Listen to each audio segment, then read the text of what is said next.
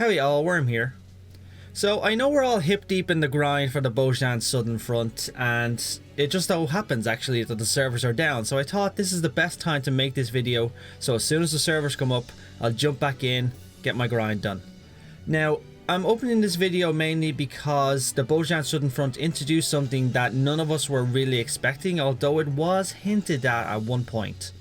Now, I'm talking about the Beastmaster.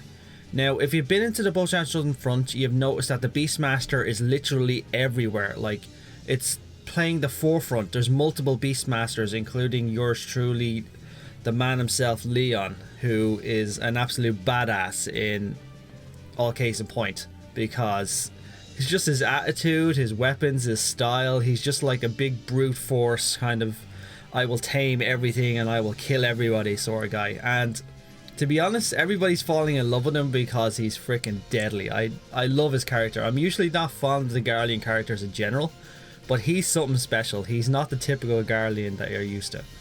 Now, regarding the Beastmaster, as I've already stated, the Garleans have been making heavy use of the Beastmaster in the Bozjan Southern Front, and it's made everybody suddenly think, is the Beastmaster going to be next? Because we've seen a direct connection between the Garleans and the Beastmaster, and the Garleans are going to play a focal point or the central point in the next expansion, or at least that's what's suspected, given the way that the story of Shadowbringers has been set up for it.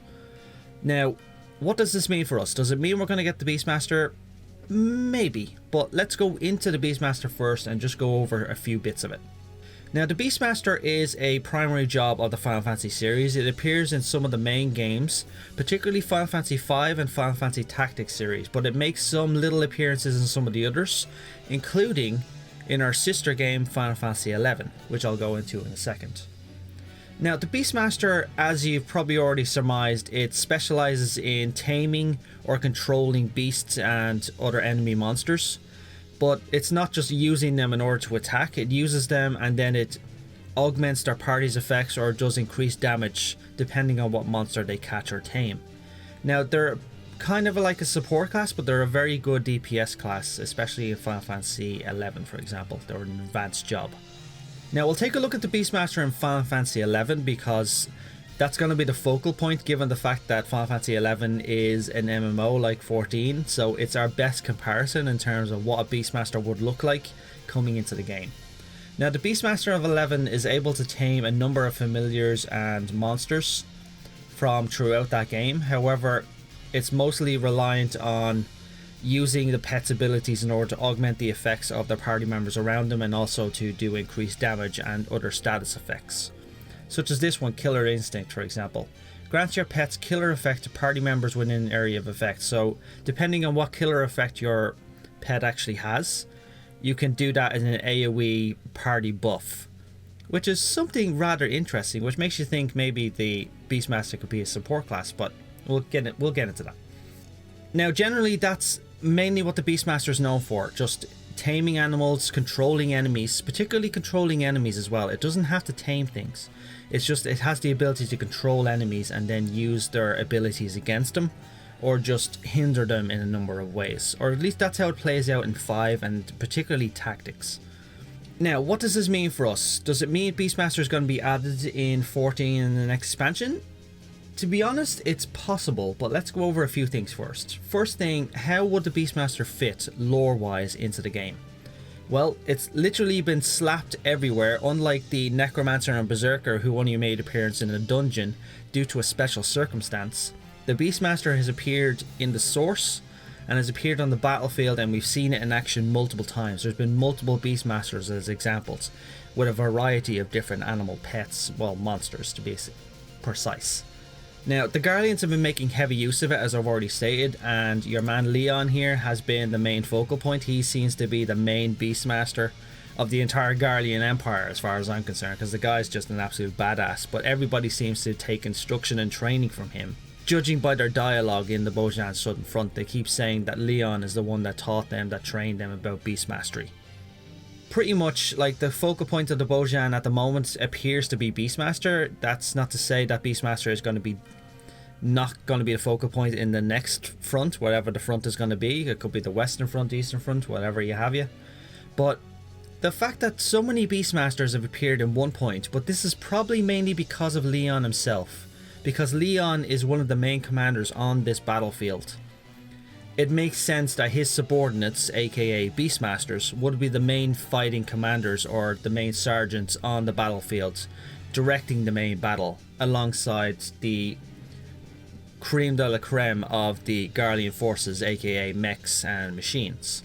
So I think that's the main reason we see Beastmasters so much, because Limion is one of the commanders on the field.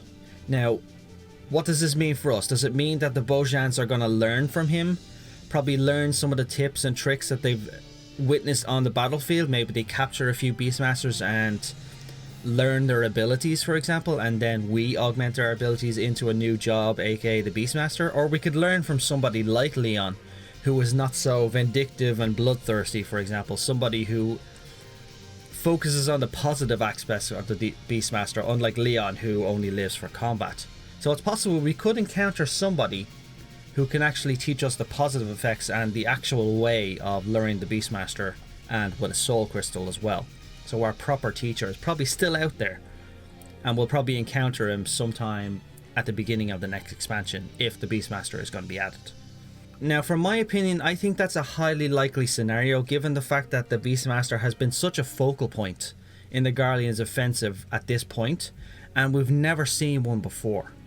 Like, if it's been so prevalent and so many of them are actually using the Beastmastery on a battlefield, like an actual combat situation, we haven't seen them anywhere else. None of the other legions are using them, at least to our knowledge.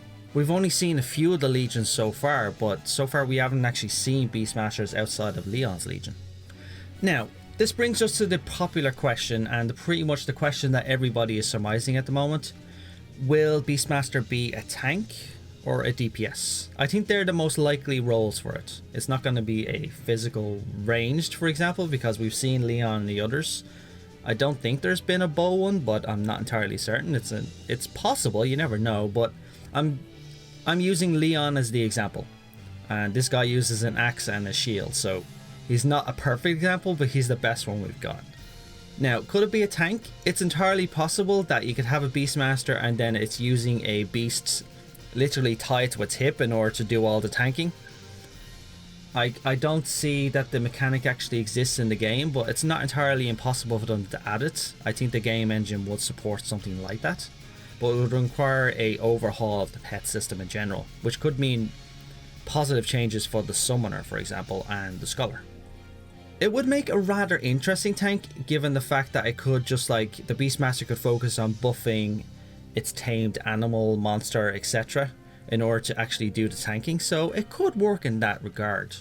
But I think it's more than likely it's going to be kind of like a DPS, or it could be a support DPS, kind of like the Dancer. So it could focus on DPS, but its pets, depending on which one it is, so there could be 3 kind of types depending on what you'd actually choose to do, and they could actually spread around positive AoE effects such as increased damage, increased healing effects, for example, similar to what the Dancer is right now. So that could be an option, but I don't know, to be honest. Like, the Beastmaster has been such a wild card to this point. It's entirely possible the Beastmaster could be a limited job, but people are on the fence at the moment whether or not Beastmaster could fit as a limited job, which is entirely possible. Like, it could be the best way to get it into the game without actually breaking the meta at the moment, instead of actually putting it as an actual job itself. So that's pretty much everything I had to say, guys. Like, this is only going to be a very quick video, and there's not really much to say about the Beastmaster at this point, other than what we actually already know currently, which is not a lot, to be honest. Like, the Beastmaster that we've seen on the field has been so varied across a number of individuals and monsters. We don't really have a firm grasp on what its kit is, although we've seen a fair amount, such as monster control, buffing, increased armor resistances and stuff like that, for example. But time could tell. As the next Bozjan actually comes out, we could see actually more of the Beastmaster, particularly of Limion, our boy here. We'll be looking forward to seeing more of him, because the guy is a badass. I wish he got a voice actor. I hope to God he gets a voice actor, because the guy's character is just so... it's so different from what you'd expect from a typical Garlean, and he's not a typical Garlean from what I've seen. He has the name, but other than that, he's probably one of the most badass Garleans I've ever seen. I hope you enjoyed this video, guys, and don't take your grind far too seriously. We have so much time to do this, and if you're going to be working on the castrum, try do some pre-mades. We did that yesterday. We actually made 2 pre-made groups queued in together.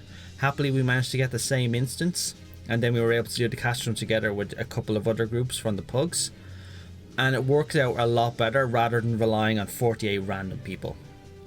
I hope you enjoyed this video, guys, and have a good one.